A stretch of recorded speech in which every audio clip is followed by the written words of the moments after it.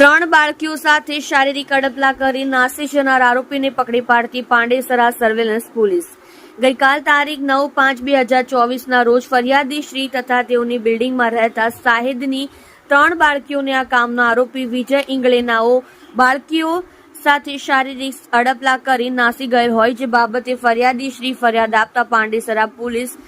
Station એ પાટ ગુના register number 2024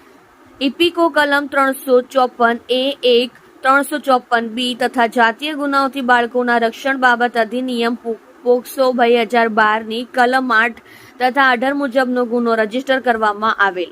સદર બનાવની ગંભીરતા સમજી પોલીસ કમિશનર સાહેબ શ્રી સુરત શહેર તથા સંયુક્ત પોલીસ કમિશનર સાહેબ શ્રી સેક્ટર 2 સુરત શહેર તથા ઇન્ચાર્જ નાયબ પોલીસ કમિશનર સાહેબ શ્રી ઝોન 4 સુરત શહેર તથા મદદનીશ પોલીસ કમિશનર સાહેબ શ્રી H ડિવિઝન સુરત શહેર નાઓએ ગુનામાં સંડોવાયેલ આરોપીને તાત્કાલિક પકડી પાડી કાયદેસરની કાર્યવાહી કરવા સૂચના કરેલ. જે સૂચના આધારે ઉપરોક્ત ગુના સંબંધે police inspector Shri N.K. Kamaliya નાઓના માર્ગદર્શન હેઠળ સર્વેલન્સ સ્ટાફના police sub inspector Shri S.G. Chavda નાઓ સર્વેલન્સ સ્ટાફના પોલીસ માણસોની અલગ અલગ ટીમો બનાવી ઉપરોક્ત આરોપીને પકડી લાવી કાયદેસરની કાર્યવાહી કરવા ટીમો તપાસમાં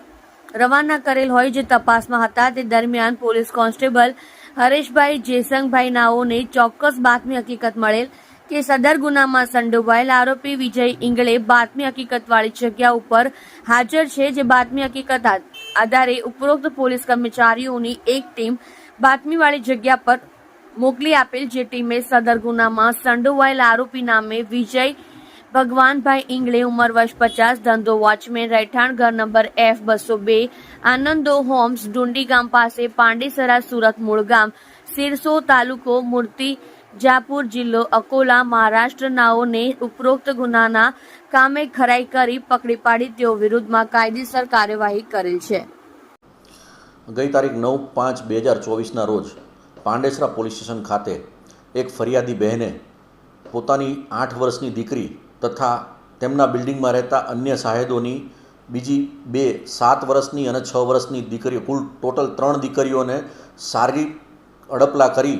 અને વિજય ઇંગોળે કરીને નામનો એક ઈસમ છે એ ભાગી ગયો છે એવી ફરિયાદ આપતા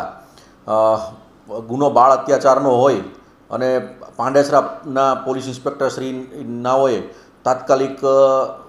IPCની વિવિધ કલમો તથા પોક્સો એક્ટ હેઠળ ગુનો નોંધી અને આરોપી મૂળ વિજય ઇંગળેનો મહારાષ્ટ્રના અકોલાનો વતની હોય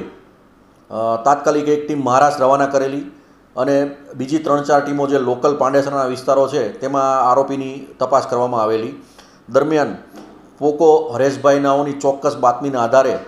આ વિજય ઇંગોળેની ધરપકડ કરવામાં આવેલી અને મુદત અંદર નામદાર કોર્ટમાં મોકલી આપવામાં આવેલ અને હાલ એ જ્યુડિશિયલ કસ્ટડીમાં છે. આ વિજય ઇંગોળે છે એ ઉંમર વર્ષ 50નો છે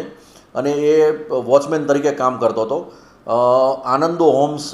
ડુંડી ગામ ખાતે એમના 2 દીકરા રહે છે, ત્યાં એ જમવા માટે જતો હતો અને એ દરમિયાન આનંદો હોમ્સના પાર્કિંગમાં એણે આ કાંડ કરેલું છે.